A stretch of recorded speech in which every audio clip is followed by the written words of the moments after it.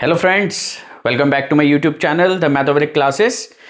आपकी डिमांड पे एक नया वीडियो अब आ चुका है, that is word problems based on quadratic equations. आप सबको पता है फाइनल फेज में हैं हम, और एक गारंटीड क्वेश्चन वर्ड प्रॉब्लम पे आता ही आता है, क्वाड्रेटिक इक्वेशन या फिर और मैं आपका लीनियर इक्वेशंस में भी आ सकता है। ठीक है, तो आज मैं वो सारे इंपॉर्टेंट क्वेश्चंस लेके आया हूँ, लगभग हर एक कैटेगरी के, जिसको अगर आप देखोगे, जिसको अगर आप समझोगे, तो मोर और लेस आपका क्वाड्रेटिक इक्वेशन के वर्ड प्रॉब्लम वाला सेक्शन जो है वो कंप्लीट हो जाएगा। So not wasting any more time, will start with the first question.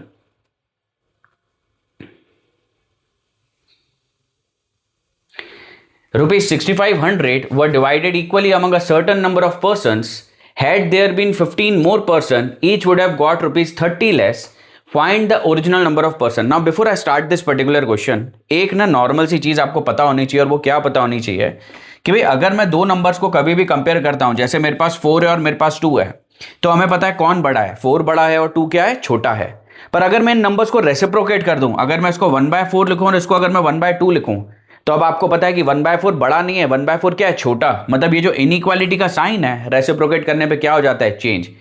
Simple terms में, अगर न्यूमरेटर आपको डिसीजन मेकिंग में हेल्प नहीं कर रहा है और अगर आप डिनोमिनेटर से जाके मदद मांगते हो, तो फिर जिसका डिनोमिनेटर बड़ा होता है, जिसका डिनोमिनेटर बड़ा होता है, उसकी ओवरऑल वैल्यू छोटी होती है। बस ये आपको ध्यान में रखना है।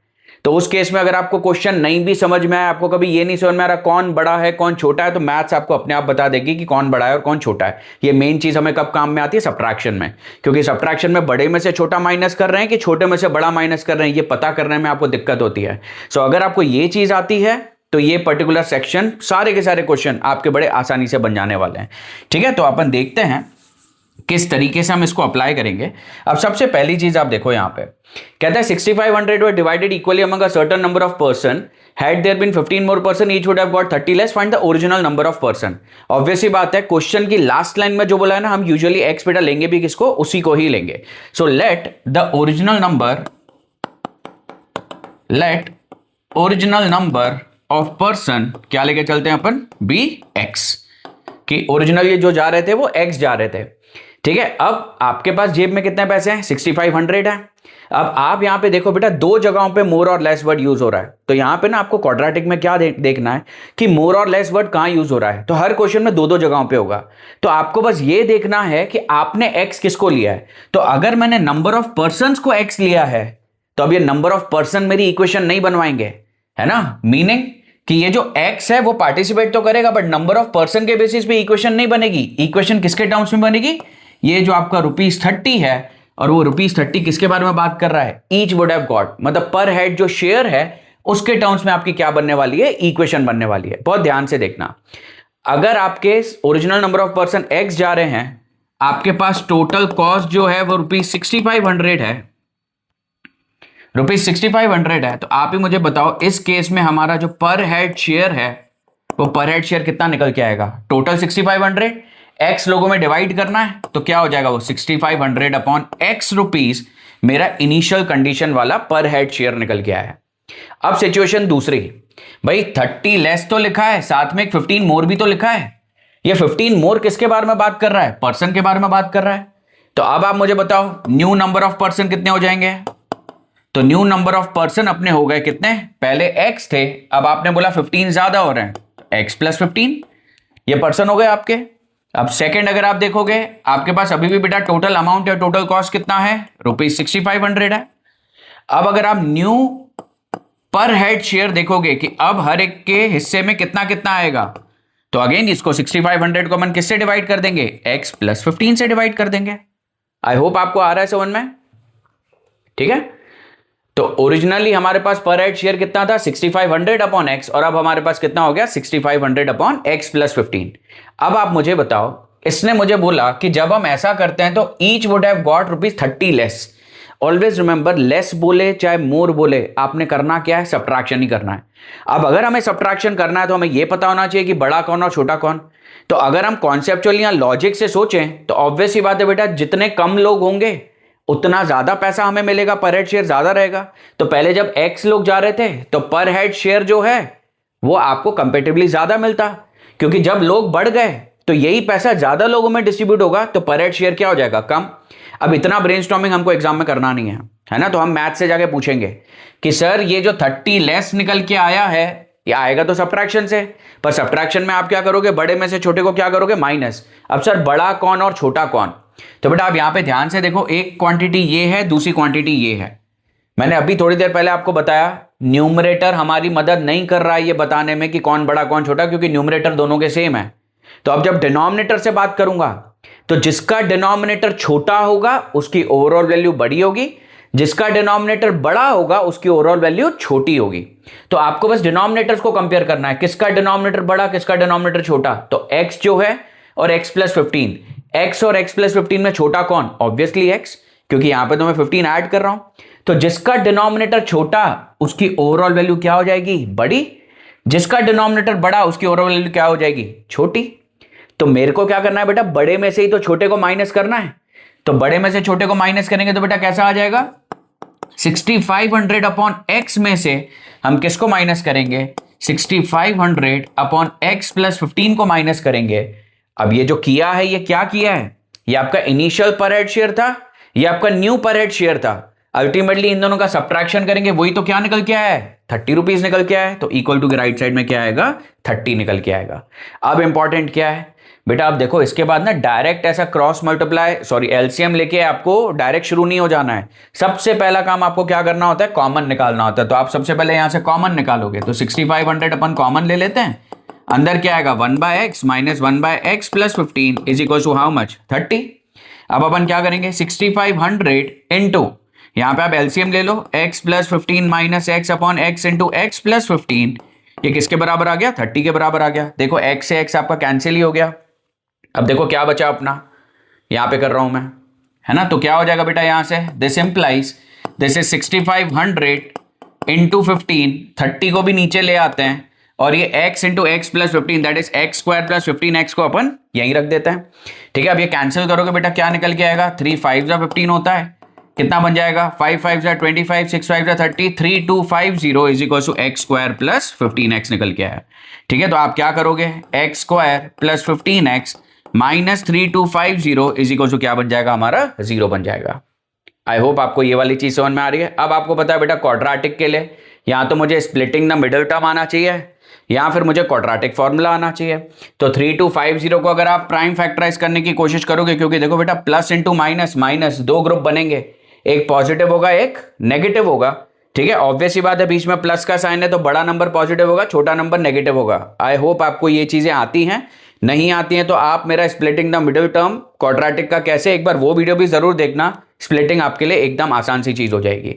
ठीक है, बट देखो बेटा यहाँ पे बड़े बड़े नंबर है ना, तो बड़े बड़े नंबर में ना ज्यादा चांस नहीं लिया करो कि बड़े बड़े नंबर में, क्योंकि स्प्लिटिंग द मिडिल टर्म होता तो हिट एंड ट्रायल ही है कि मेरे को दो ग्रुप बनाने हैं, अब मुझे टाइम पे क्लिक कर गए तो बहुत अच्छी बात है, नहीं तो टाइम वेस्ट हो जाएगा।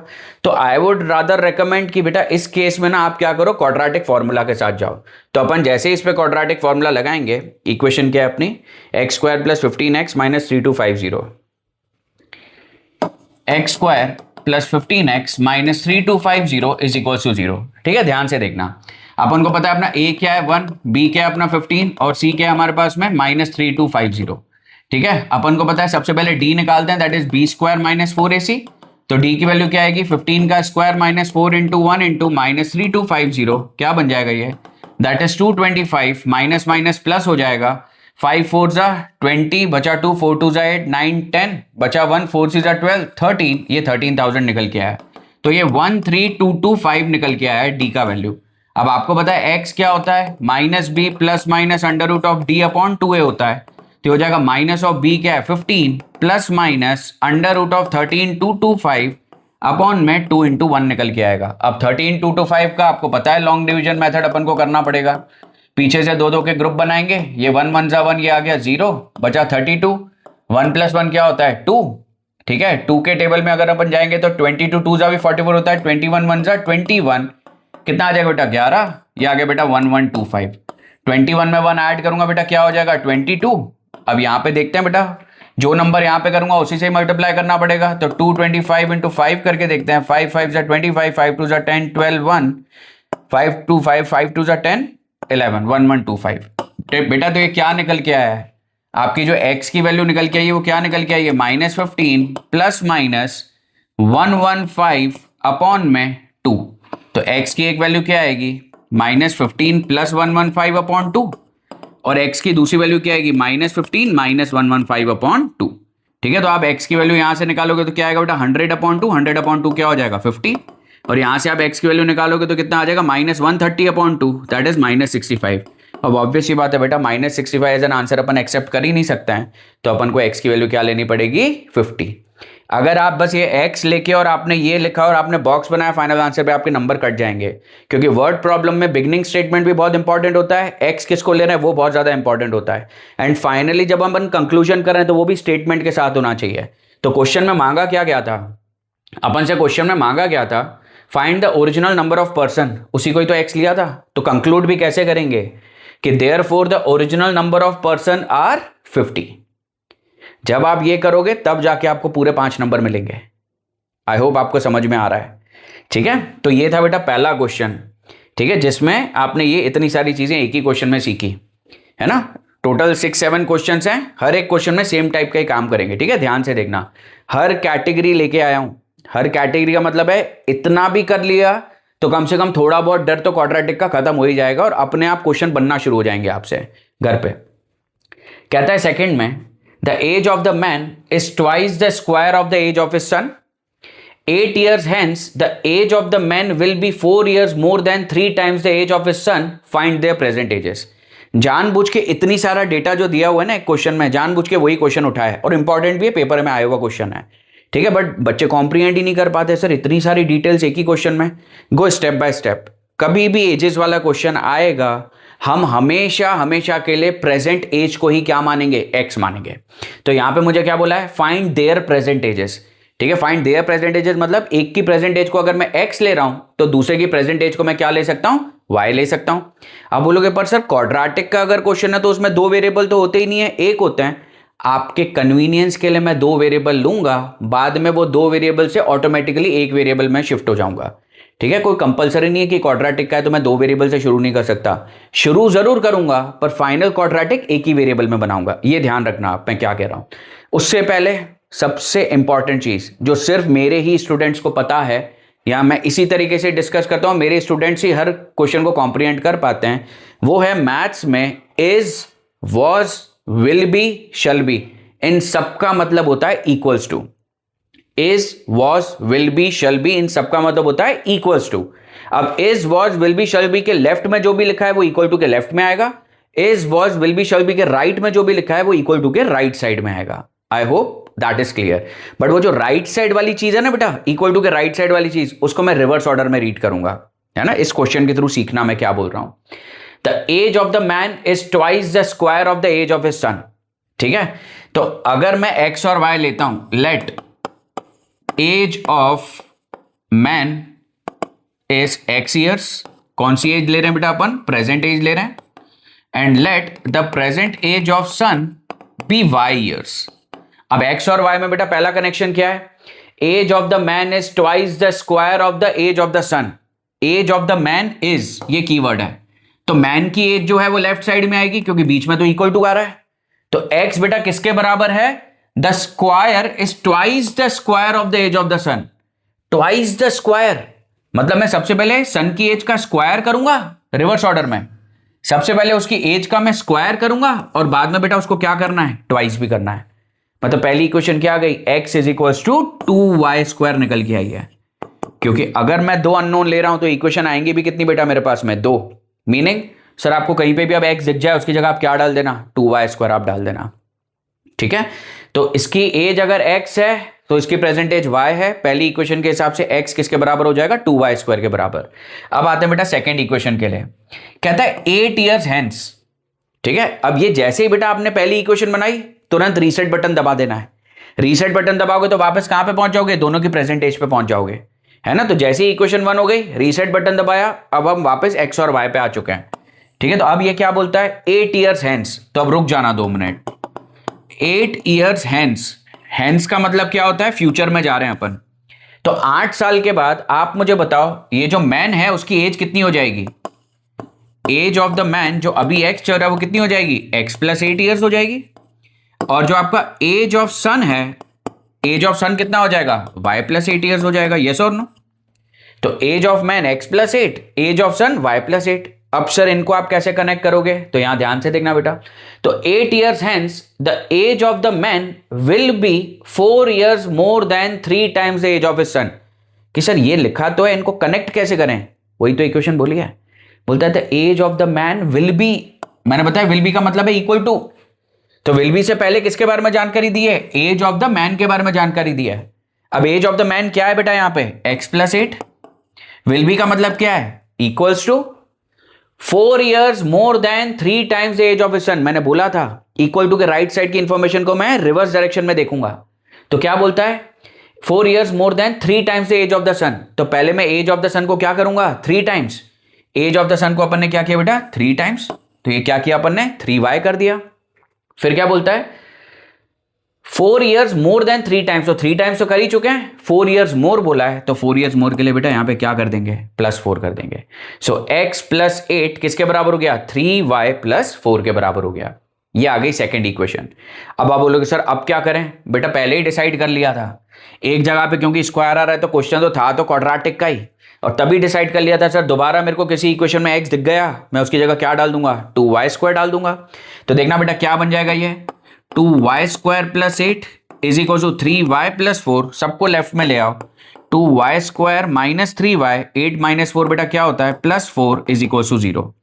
ठीक है, तो क्या बन जाएगा, यहां पे कुछ आई थिंक एरर हुआ है, यहां पे ये बेटा यहां पे मिस्टेक है, ये देखना आप यहां पे, ये 3y नहीं है, देखो y की वैल्यू कितनी थी बेटा यहां पे, एज ऑफ द सन कितना था, y प्लस 8 था ना, तो ये y प्लस 8 यहां पे लिखना है।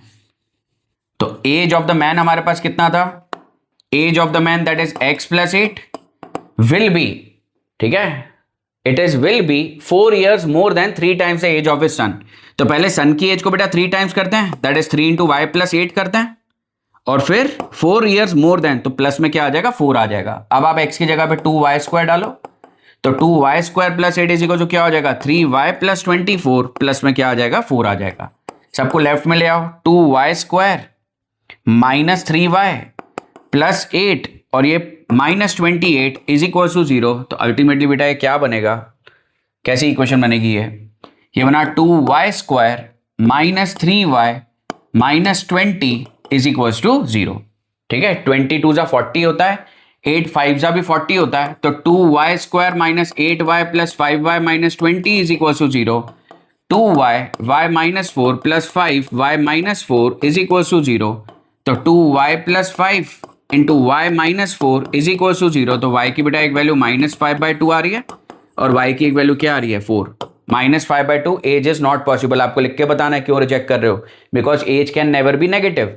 तो 4 ईयर्स निकल के आई है y की वैल्यू। अब आप ही बताओ बेटा x की वैल्यू किसके बराबर थी, x था हमारा 2y² के बराबर, तो वो 2y², तो x is equal to 2y² that is 2 into 4 का square that is 2 into 16, 2 into 16 क्या हो जाएगा बेटा, 32। अब अगर वापस से अगर आपने आंसर ऐसे ही छोड़ दिया सब गलत हो जाएगा। x और y अपन ने किसको लिया था, प्रेजेंट एजेस मांगी गई थी, so present age, therefore the present age of man is, x की वैल्यू 32 निकाली है, 32 years, and the present age of son is, y की वैल्यू आपने कितनी निकाली है, 4 ईयर्स। ठीक है, इस तरीके से आपको करना है। तो यहां पे सेकेंड इक्वेशन में बेटा जब अपन ने पुट किया था तो ये 3 के बाजू में सन की एज तब कितनी चल रही थी, y प्लस 8, अपन ने गलती से वहां पे क्या ले लिया था, y ले लिया था, तभी वो क्वाड्रेटिक नहीं बन रही थी। तो ये y की जगह पे y प्लस 8 और +4। आई होप आपको समझ में आया ये is, was, will be, shall be के साथ किस तरीके से खेलना है। एंड ये एजेस वाले क्वेश्चन में बेटा हमेशा प्रेजेंट एज को ही आपको x और y लेना है। अगेन ये सबको समझ में आए इसलिए मैं x और y को लेके आया, नहीं तो डायरेक्ट भी समझ में आ रहा है कि मैन की एज जो है वो किस पे डिपेंडेंट है, सन की एज पे डिपेंडेंट है। तो अगर मैं सन की एज को x ले लेता हूं तो समझ में आ रहा है कि फादर की एज क्या हो जाएगी, उसका स्क्वायर करके उसका ट्वाइस जो होगा वो फादर की एज हो जाएगी। तो अगर सन की एज x है तो फादर की एज डायरेक्टली क्या बन जाएगी, 2x² बन जाएगी, मतलब y फिर आपका बीच में आएगा ही नहीं। पर क्योंकि वो सबको नहीं समझ में आता इस वजह से बेटा मैंने x और y में आपको ये चीज करके बताई है। आई होप सेकेंड क्वेश्चन से आपको थोड़ी बहुत क्लैरिटी मिली होगी। ठीक है, third, this is very important question, ये बहुत ज्यादा काम का क्वेश्चन और बहुत बार आ चुका है कहता है the total cost of a certain length of a piece of wire is ₹200 if the piece was 5 meters longer and each metre of wire cost ₹2 less, the cost of the piece would have remained unchanged. How long is the piece and what is its rate per metre. दो चीजें पूछी हैं. ठीक है, क्या क्या पूछा है? How long is the piece and what is the original rate per metre. अब है क्या ये क्वेश्चन में? कहता है the total cost of the certain length of the piece of the wire is 200, है ना, कि 200 रुपए उसके पास जेब में पड़े हुए हैं और वो उसको कॉस्ट बताया गया है. कहता है if the piece was 5 meters longer and each metre would have cost ₹2 less, the cost of the piece would have remained unchanged. Meaning हम 200 रुपए ही लेके गए हैं और हम जो भी बार्गेनिंग कर रहे हैं वो 200 रुपए के साथ ही कर रहे हैं. मतलब पहले ये मेरे को 200 रुपए में कुछ x मीटर्स लेंथ जितनी वायर दे रहा था. बाद में मुझे बोला गया कि अगर मेरा पर मीटर का कॉस्ट 2 रुपए सस्ता हो जाता है तो खर्च तो मेरे को 200 रुपए ही करके आना है. तो ऑब्वियस ही बात है, सस्ती वायर मिलेगी तो पहले जितनी भी मिल रही थी उससे ज़्यादा ही मिलेगी. तो वही इसने बोला है कि अगर मेरा पर मीटर का कॉस्ट 2 रुपए कम हो जाता है तो आप कितना एक्स्ट्रा परचेज कर पाओगे? 5 मीटर एक्स्ट्रा परचेज कर पाओगे. अब अगेन ये वही वाला क्वेश्चन है जहां पे ना ऐसा है कि सर एक ही क्वेश्चन में ना बहुत सारा डेटा दिया गया है. मैंने आपको बोला है बेटा, दो जगहों पे आपको increase, decrease, shorter, longer, less, more ऐसे वर्ड्स दिए होंगे. आपको बस ये देखना है कि आपने एक्स किसको लेके रखा हुआ है. अब जैसे मैंने total length of the wire जो मैं परचेस कर रहा हूं ओरिजिनली, मैं अगर उसको एक्स लेता हूं तो वो वाला कंडीशन मेरी इक्वेशन नहीं बनाएगा. मतलब लेंथ ऑफ द वायर मेरी इक्वेशन नहीं बनवाएगा. तो इक्वेशन कौन बनवाएगा? ये जो कॉस्ट आपको दिख रहा है, ये कॉस्ट किसका है? पर मीटर का कॉस्ट है. इस क्वेश्चन को 2 मिनट के लिए साइड कर देते हैं. भाई आप बताओ ना, आपकी जेब में 200 रुपए हैं और आप मार्केट से 20 मीटर वायर ले आए, तो आप ही बताओ ना पर मीटर का कॉस्ट कितना हो जाएगा? 200/20, क्योंकि 20 मीटर्स के लिए 200 रुपए लग रहे हैं तो 1 मीटर के लिए कितना लगेगा आपको? 200/20, मतलब 10 रुपए में आपको 1 मीटर पड़ेगा. तो कभी मेरे को पर मीटर निकालना है तो कैसे करेंगे? Total cost upon total length that I purchase. तो मेरी जो इक्वेशंस बनेंगी वो किसके लिए बनेंगी? दो कंडीशंस जो बनेंगी वो किसके लिए बनेंगी? पर मीटर लेंथ के लिए, पर मीटर कॉस्ट के लिए बनेंगी. ठीक है, देखना दो सिचुएशन कौन सी है. पहली situation, let original length of wire is x metres. ठीक है, मेरे पास बेटा टोटल कॉस्ट कितना लग रहा है? मेरे को टोटल कॉस्ट लग रहा है ₹200. तो आप ही मुझे बताओ ओरिजिनल कॉस्ट पर मीटर मेरा कितना हो जाएगा? ओरिजिनल कॉस्ट पर मीटर कितना हो जाएगा? 200/x rupees. भाई अभी तक मैं x की जगह आपको 20 कह रहा था कि 20 मीटर खरीद के आऊंगा तो तुम 200/20 कर रहे थे. 10 कहता था तुम 200/10 करते. अब अगर मैंने x मीटर लिया तो तुम क्या करोगे? पर मीटर के लिए, कॉस्ट के लिए 200/x रुपीस कर दोगे. ये हुई पहली कंडीशन. अब आते हैं दूसरी कंडीशन पे. दूसरी कंडीशन में बेटा क्या हो गया है? आपकी जो वायर है वो 5 मीटर आप एक्स्ट्रा परचेस करके आ रहे हो, तो आप क्या लिखोगे? New length of wire. New length of wire कितना है बेटा? x + 5 metres. और टोटल कॉस्ट अभी भी बेटा आपका सेम ही है. टोटल कॉस्ट है आपका ₹200. ऐसा मैं नहीं कह रहा हूं, ऐसा क्वेश्चन ही कह रहा है कि आप अगर ये काम भी करोगे तो आपका जो टोटल कॉस्ट है वो क्या रहेगा? इट विल रिमेन अनचेंज्ड, है ना. तो 200 रुपए ही है और 200 के 200 खर्च भी करके आना है, उससे ज्यादा नहीं खर्च करना है. तो x + 5 मीटर और टोटल कॉस्ट 200. तो बेटा इस केस में मेरे को पर मीटर कितना पड़ा होगा? न्यू कॉस्ट पर मीटर हो जाएगा बेटा 200/x + 5 रुपीस. ये मेरा पर मीटर का लेंथ ओरिजिनल वाला, ये मेरा पर मीटर का लेंथ नया वाला. अब आप ही बताओ बेटा, ये जो ₹2 लेस है, लेस बोले, मोर बोले, इंक्रीज बोले, डिक्रीज बोले, लॉन्गर बोले, शॉर्टर बोले, करना सब्ट्रैक्शन ही है. मतलब सर ये जो दो चीजें आपने दी हैं इनको सब्ट्रैक्ट करके आप इक्वल टू में ₹2 ही लिखने वाले हो ना? यस. तो इक्वल टू के राइट साइड में 2 आएगा तो इक्वल टू के लेफ्ट साइड में भी यही लोग पार्टिसिपेट करेंगे. अब दिक्कत ये है सर, सब्ट्रैक्ट होगा तो बड़े छोटे का तो दिक्कत है, कौन बड़ा होगा और कौन छोटा होगा. तो मैंने आपको वही बोला, ब्रेनस्टॉर्मिंग करने की जरूरत नहीं है ना. ना ही आपको बहुत ज़्यादा इसको ऐसा समझने की जरूरत है कि कब लेंथ ज़्यादा तो कब कॉस्ट कम. नहीं, मैथ्स आपको अपने आप बताएगा. दोनों क्वांटिटीज में बेटा न्यूमरेटर हमारी मदद नहीं कर रहा है, तो कौन किससे मदद मांगेंगे? डिनोमिनेटर। अब डिनोमिनेटर में एक जगह x लिखा है, एक जगह पे x+5 लिखा है। मैंने आपको सिखाया जिसका डिनोमिनेटर छोटा उसकी ओवरऑल वैल्यू क्या हो जाती है? बड़ी। अब x और x+5 में कौन छोटा है? x छोटा है, तो जिसका डिनोमिनेटर छोटा होता है उसकी ओवरऑल वैल्यू बड़ी होती है, जिसका डिनोमिनेटर बड़ा होता है उसकी ओवरऑल वैल्यू छोटी होती है। तो बड़े में से छोटे को बेटा माइनस करना है, तो बेसिकली 200/x में से मैं 200/x+5 को माइनस करूंगा, इक्वल टू के राइट साइड में बेटा क्या आएगा? ये जो आपका ₹2 है उसके बारे में बात होगी। तो अगर मैं 200 को कॉमन ले लेता हूं तो 1/x माइनस 1/x+5 बेटा वही 2 के बराबर आया है। तो 200 into x+5 minus x/x into x+5 is equal to 2। x से x आपका कैंसिल हो जाएगा, कितना है बेटा? ये 2 से ये कैंसिल हो जाएगा 100 times, cross multiply. So 500 is equal to x into x+5 क्या बन जाएगा बेटा? 500 is equal to x² plus 5x हो जाएगा। ठीक है, अब आप ही देखो बेटा, इसको मेरे को स्प्लिट करना पड़ेगा। x² plus 5x minus 500 is equal to 0। इसमें तो बेटा आप स्प्लिटिंग चला लेना, है ना? स्प्लिटिंग मतलब वो प्राइम फैक्टराइजेशन वाला। ऐसे बेटा देख के भी समझ में आ रहा है। 25 और 20 का अगर अपन ले लेंगे तो 25 और 20 कितना आता है? 500 ही आता है ना? तो यहाँ पे अपन डायरेक्टली भी काम कर सकते हैं। बाकी जिनको नहीं ओरली होता कोई दिक्कत वाली बात नहीं है, आप बढ़िया आराम से फटाफट प्राइम फैक्टराइजेशन करना, तब भी आपको मिल जाएंगे। मैं कर ही देता हूँ ना, मैं कर ही देता हूँ। देखो बेटा यहाँ पे मैं करके ही बता देता हूँ आपको, देखना। आपको ये पता है 1 इंटू -500 बेटा क्या होगा? -500 होगा।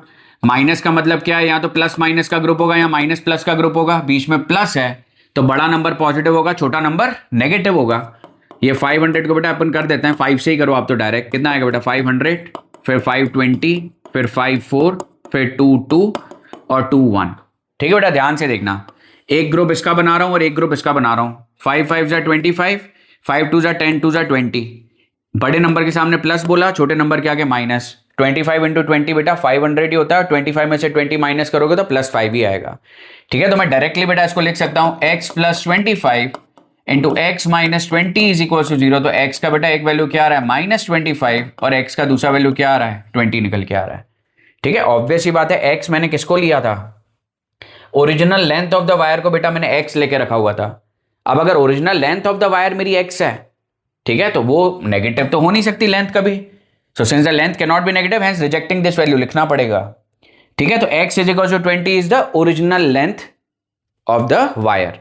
तो मेरे से दो चीजें पूछी हैं, how long is the piece and what is its original rate per metre. ठीक है, तो how long is the piece मतलब x की वैल्यू मांगी थी, और ओरिजिनल रेट पर मीटर क्या है बेटा? 200/x। तो बेटा आप मुझे बताओ ओरिजिनल रेट मेरा क्या आ जाएगा? Original rate per metre will be 200/x, that is 200/20। कितना आ जाएगा बेटा? 200/20, 10 rupees. So original rate per metre कितना था बेटा? ₹10 पर मीटर था। ये क्वेश्चन एग्जाम में बहुत बार पूछा गया है और वापस से आ सकता है। ठीक है, तो दो चीजें मांगी गई थी, आपको बस ये डिसाइड करना है आप x किसको ले रहे हो। अगर आप x इस रेट पर मीटर को लेते ना तो तब ये 2 पे इक्वेशन नहीं बनती, तब किस पे इक्वेशन बनती है? 5 मीटर्स पे, तब लेंथ ऑफ द वायर पे इक्वेशन बनती। तो सिंपल रखना है, जिसको x ले रहा है उस क्वांटिटी पे इक्वेशन नहीं बनेगी, उसकी ऑपोजिट क्वांटिटी पे इक्वेशन बनेगी।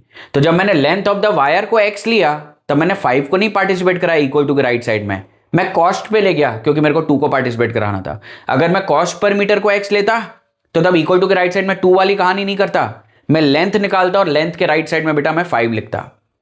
ठीक है, आई होप आपको ये चीज समझ में आई। एक और देखेंगे, हाँ, टाइम स्पीड डिस्टेंस। ये तो समाव पता नहीं क्यों काफी बच्चे इस कॉन्सेप्ट से ही डरते हैं। ठीक है, तो डरने वाली बात ही नहीं है कोई। ठीक है, सिर्फ एक सिंपल सी चीज आपको पता होना चाहिए, स्पीड किसके बराबर होता है? Distance upon time.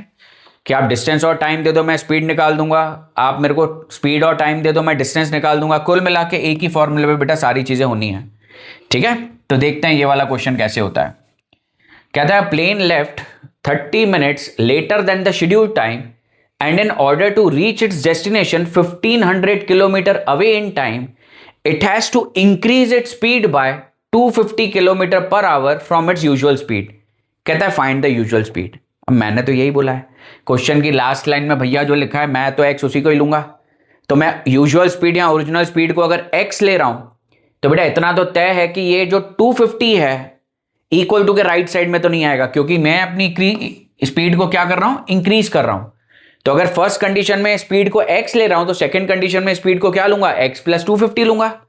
तो फाइनल इक्वेशन में इक्वल टू के राइट साइड में तो 250 आ नहीं सकता।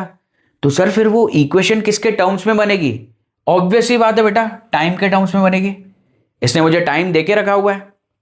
आप बोलोगे सर ये टाइम जो दिया हुआ है, a plane left 30 minutes later than the scheduled time and in order to reach its destination 1500 kilometre away in time it has to increase its speeds by 250 kilometre per our.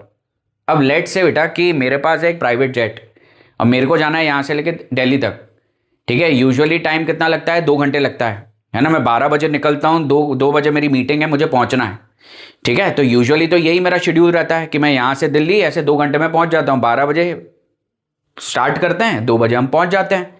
But किसी reason से एक दिन मैं आधा घंटा late पहुँचा, है ना, यहाँ कुछ फॉल्ट आ गया जिसकी वजह से हमारा जो प्लेन है वो टेक ऑफ 12 बजे नहीं कर पाया। कितने बजे किया उसने? 12:30 बजे किया। मैंने पायलट को बोल के रखा था मेरे को 2 बजे पहुंचना है क्योंकि 2 बजे मेरी बहुत इंपॉर्टेंट मीटिंग है। तो अब वो क्या करेगा बेटा, वो 1.5 घंटे में मुझे दिल्ली पहुंचाएगा। अब डिस्टेंस तो मैं कम कर नहीं सकता क्योंकि डिस्टेंस अगर 1500 किलोमीटर है तो वो है ही। तो पायलट को क्या करना पड़ेगा, पायलट क्या करेगा, स्पीड को बढ़ाएगा। सो बेसिकली आप क्या नोटिस कर रहे हो, मैं 2 घंटे में भी दिल्ली पहुंच सकता हूं, मैं 1.5 आवर्स में भी दिल्ली पहुंच सकता हूं। डिपेंड ये करता है कि पायलट स्पीड बढ़ा रहा है कि नहीं बढ़ा रहा है। बढ़ाएगा तो जल्दी पहुंच जाऊंगा, कम रखेगा तो नहीं पहुंच पाऊंगा टाइम पे। यही वो चीज है। तो ये जो बोला है ना plane left 30 minutes later than the schedule time, तो तुम लोग क्या वेट कर रहे होगे sir, more word, less word, longer, shorter, sir ऐसा वर्ड्स का इंतजार कर रहे थे हम तो कि 30 के आगे लिखा हो। बेटा वो वही तो कवर किया उसने कि जिस टाइम से मैं निकलता हूं उसके 30 मिनट लेटर निकला है। मतलब जितना टाइम मेरे को पहले लगता था उससे आधा घंटा मेरे को कम लग रहा है। तो आधा घंटा कम लगने का मतलब क्या है, कम ज्यादा। कम ज्यादा का मतलब ही क्या है, सब्ट्रैक्शन। मतलब ये क्वेश्चन भी किस पे बेस्ड है बेटा, सब्ट्रैक्शन पे बेस्ड है। और क्योंकि मैं स्पीड को एक्स लूंगा तो स्पीड इक्वेशन नहीं बनवाएगी। इक्वेशन किसके टर्म्स में बनेगी, टाइम के टर्म्स में बनेगी, जिसमें इक्वल टू के राइट साइड में बेटा कौन लिखा जाएगा, ये जो 30 है ना वो लिखा जाएगा इन आवर्स। ठीक है, समझो मैं क्या क्या बता रहा हूं आपको। ठीक है, सबसे पहले पहली condition, let the usual speed be how much, x kilometre per hour. ये यूनिट के साथ लिखना है आपको। Let the usual speed be x kilometre per hour. आप मुझे बताओ बेटा आपका डिस्टेंस कितना है, 1500 किलोमीटर आपका डिस्टेंस है। तो आप मुझे बताओ बेटा इस केस में आपका जो यूजुअल टाइम है वो यूजुअल टाइम आपका कितना हो जाएगा, distance upon speed that is 1500 upon x। Unit क्या आएगी बेटा, आवर्स, क्योंकि ये किलोमीटर पर आवर में तो यहां से टाइम भी किस में आएगा, आवर्स में आएगा। सिचुएशन 2 कहता है अब मैंने अपनी स्पीड को क्या किया बेटा, इंक्रीज किया है। स्पीड को इंक्रीज किया तो मेरी न्यू स्पीड क्या हो जाएगी, मेरी न्यू स्पीड हो जाएगी x plus 250 kilometre per our. मेरा डिस्टेंस बेटा अभी भी कितना है, 1500 किलोमीटर ही है। तो मेरा जो न्यू टाइम यहां से निकल के आएगा वो न्यू टाइम बेटा क्या हो जाएगा, distance upon speed. Distance upon speed से क्या आएगा बेटा, 1500 अपॉन x प्लस 250, और यहां पे भी क्या आ जाएगा हमारा, आवर्स आ जाएगा। ठीक है, तो पहले मैं इतनी देर में पहुंच रहा था, अब मेरा नया टाइम बेटा ये है। ऑब्वियस ही बात है, यहां से भी टाइम निकाला, यहां से भी टाइम निकाला, इन दोनों टाइम को पार्टिसिपेट कराऊंगा तो राइट साइड में भी टाइम ही चाहिए। राइट साइड में बेटा कौन सा वाला टाइम आएगा, 30 मिनट्स। यहां मैक्सिमम बच्चे मिस्टेक करते हैं बेटा, यहां सारी कहानी आवर्स में हुई है तो इक्वल टू के राइट साइड में तुम मिनट्स में कैसे रख सकते हो, जो चीज लेफ्ट में लिखी जाती है वही चीज राइट में लिखी जाती है। तो अपन क्या करेंगे बेटा, इतना तो तय है सर, आप जो भी क्वाड्रेटिक बनाओगे आपके इक्वल टू के राइट साइड में सर 30 तो नहीं लिखा होगा, क्या लिखा होगा, 30 अपॉन 60, क्योंकि आवर्स में कन्वर्ट करूंगा तो 30 अपॉन 60 आवर्स हो जाएगा। अब बारी आती है, सर आप ही ने बोला कि लेटर बोला है 30 मिनट्स लेटर, और आपने समझाया भी कि ये है तो सब्ट्रैक्शन वाला ही क्वेश्चन। सब्ट्रैक्शन में तो सर बड़ा कौन सा छोटा कौन सा, तो एज आई सेड लॉजिक को रखो साइड में, मैथ से बात करेंगे। न्यूमरेटर दोनों का सेम है, मदद नहीं कर रहा है। डिनोमिनेटर जिसका छोटा होगा उसकी ओवरऑल वैल्यू बड़ी होगी। अब x और x प्लस 250 में छोटा कौन है? x ही तो छोटा है, क्योंकि इसमें तो 250 ऐड हो रहा है ना। तो जिसका डिनोमिनेटर छोटा है उसकी ओवरऑल वैल्यू बड़ी है, जिसका डिनोमिनेटर बड़ा है उसकी ओवरऑल वैल्यू छोटी है। तो अपन करेंगे भी क्या, बड़े में से ही तो छोटे को माइनस करेंगे। तो क्या आएगा, 1500 अपॉन x में से 1500 अपॉन x प्लस 250 को बेटा अपन सब्ट्रैक्ट करेंगे और इक्वल टू के राइट साइड में बेटा कैंसिल हो गया, क्या बन जाएगा, 1/2 बन जाएगा। अब as I said direct LCM नहीं लेना है, पहले 1500 को कॉमन लेना है। 1/x minus 1 upon x plus 250 किसके बराबर आ गया, ये 1/2 के बराबर आ गया। तो 1500 यहाँ पे क्या आ जाएगा, x plus 250 minus x upon x into x plus 250 is equal to 1/2। x से x बेटा कैंसिल ही हो गया। अब आप ध्यान से देखना हमारा क्या बना है यार बेटा, 1500 इंटू 250 और ये 2 भी बेटा यहाँ पे क्रॉस मल्टीप्लाई हो जाएगा into 2 is equal to right side में बेटा क्या आएगा, एक्स स्क्वायर प्लस 250x आ जाएगा। अब देखो बेटा कितना आ जाएगा, 1500 इंटू 25 2 50 होता है, 500 is equal to x square plus 250x। 15 5 से क्या होता है बेटा 75, 1 2 3 4 is equal to x square plus 250x। ठीक है, राइट में भेजेंगे तो x square plus 250x minus 7,50,000 is equal to 0। बेटा ये हमारी क्वाड्रेटिक बन के आई है। ठीक है, अब आप ये समझो ये हमारी क्वाड्रेटिक बनी है। अब आपके मन में आएगा, जो कई बच्चे कंप्लेन करते हैं सर क्वाड्रेटिक का क्वेश्चन टाइम पे खत्म ही नहीं होता है, इक्वेशन वगैरह सब बन गई सर, यहाँ अटक गए थे। बेटा यहीं थोड़ा स्मार्ट वर्क की जरूरत है ना। एकदम आंख बंद करके स्प्लिटिंग की तरफ बढ़ मत जाना, या एकदम से आप बड़ा सा नंबर देख के शुरू मत हो जाना कि सर इसको तो क्वाड्रेटिक फार्मूला से करेंगे। टाइम कंज्यूमिंग होता है क्वाड्रेटिक फार्मूला, टाइम वेस्ट नहीं करना है। तो कभी भी बेटा इतने बड़े बड़े नंबर अगर आना शुरू हो जाए ना, तो बेटा हमेशा कोशिश ये किया करो कि भाई स्प्लिटिंग वाले से ही हो जाए, जिसमें वो प्राइम फैक्टराइजेशन भी नहीं करना पड़े, जिसमें थोड़ा देख के ही हमें समझ में आ जाए कि सर करना क्या है। तो आपको इतना तो समझ में आ रहा है कि 1 इंटू ये मल्टीप्लाई करूंगा तो आएगा माइनस 7,50,000। मतलब अगर ये नेगेटिव आ रहा है, ठीक है, माइनस 7,50,000 आ रहा है, मतलब ये यहाँ तो प्लस माइनस वाला है या फिर माइनस प्लस वाला है, दो जो ग्रुप्स बनेंगे, बीच में पॉजिटिव है, मतलब बड़ा नंबर पॉजिटिव रहा होगा और छोटा नंबर क्या रहा होगा, नेगेटिव रहा होगा। इतना आई होप आप सबको आता होगा। अब प्राइम फैक्टराइजेशन नहीं करना है तो सर फिर कैसे करें? बेटा ऐसे ओरली ना तोड़ के देखो ये 6 डिजिट का नंबर है, आप 3 डिजिट सेपरेट कर दो। क्या ये 750 इंटू 1000 इसको लिखा जा सकता है कि नहीं? अच्छा ये जो मैं सिखा रहा हूं ऐसा नहीं है कि 100% हर बार काम करेगा, नहीं, पर हां अगर काम कर गया तो बेटा आपका टाइम बच जाएगा ना। ये करने से आपके 5 मिनट बचा रहा हूं मैं, नहीं तो आपको कम से कम 3 से 4 मिनट एक्स्ट्रा लगने वाले हैं और सॉल्व करने के लिए। ठीक है, तो देखना यहाँ पे 750 और 1000 का मैंने ग्रुप बनाया बेटा। मैंने कहा चलो ये रख के तो देखें, सर बड़े नंबर पे प्लस रखो, छोटे नंबर पे नेगेटिव। हाँ सर 750 इंटू 1000 जो होता है वो माइनस 7,50,000 होता है, और 1000 में से आप 750 माइनस करोगे तो हाँ सर ये प्लस 250 भी होता है। बिना ज्यादा काम किए हुए बेटा डायरेक्टली आपको आपके 2 ग्रुप्स मिल गए, इससे अच्छी बात और क्या हो सकती है। बट एज आई सेड हर बार काम नहीं करता है, तो अगर नहीं करेगा तो तब मैं सोचूंगा दूसरा काम करने का, पर अगर कर गया तो मेरा फटाफट सोल्यूशन आ जाएगा। तो क्या बना बेटा ये x square plus 1000x minus 750x minus 7,50,000 is equal to 0। x plus 1000 minus 750x plus 1000 is equal to 0। x minus 750 into x plus 1000 is equal to 0। x की वैल्यू एक 750 आ जाएगी और x की दूसरी वैल्यू क्या आ जाएगी, माइनस ऑफ 1000 आ जाएगी। Obvious ही बात है बेटा, आपने x लिया किसको था, मेरे को निकालना क्या था, what is the usual speed. तो यूजुअल स्पीड बेटा अपनी कितनी है, x, तो x की ही वैल्यू अपन ने निकाली है। अब ऑब्वियस ही बात है बेटा x की वैल्यू नेगेटिव हो ही नहीं सकती है, speed can not be negative, therefore the original speed of the plane is 750 unit के साथ में किलोमीटर पर आवर। ये नहीं लिखोगे आधा नंबर आपका कट जाएगा। कंक्लूजन स्टेटमेंट नहीं लिखोगे 5 में से आपको सिर्फ 4 नंबर मिलेंगे, 1 नंबर पूरा खा जाएगा। बिगिनिंग स्टेटमेंट नहीं लिखा कि x आप किसको ले रहे हो, 1 नंबर आपका वहां पे चला जाएगा। स्टेप मार्किंग होती है एग्जाम में, so you need to be sure कि कॉन्सेप्ट के साथ साथ आपको प्रेजेंटेशन भी आए, तब जाके आपको पूरे नंबर मिलेंगे। ठीक है, सो आई होप आपको ये टाइम स्पीड डिस्टेंस वाला क्वेश्चन भी समझ में आया। अब देखो बेटा, आप मेरा एक्सप्लेनेशन मेरा सोल्यूशन तो आप देख रहे हो, बट हम उस क्रूशियल फेस में हैं जहां पे आपसे खुद से बनना चाहिए। तो हर क्वेश्चन देख के ना पहले वीडियो को पॉज करो, खुद से ट्राई करो, फिर नहीं बने तो फिर मेरा पूरा सोल्यूशन देखो, या अगर बन भी जाता है तो आप मेरे मेथड को देखो, क्योंकि मैं आपको हर एक क्वेश्चन के लिए एक डिफरेंट अप्रोच नहीं बताऊंगा, मैं एक ही जेनेरिक अप्रोच के साथ सारे क्वेश्चन करता हूं। तो आप मेरी अप्रोच को सीखने की कोशिश करो, उसके बाद क्वाड्रेटिक का कोई भी क्वेश्चन आ जाए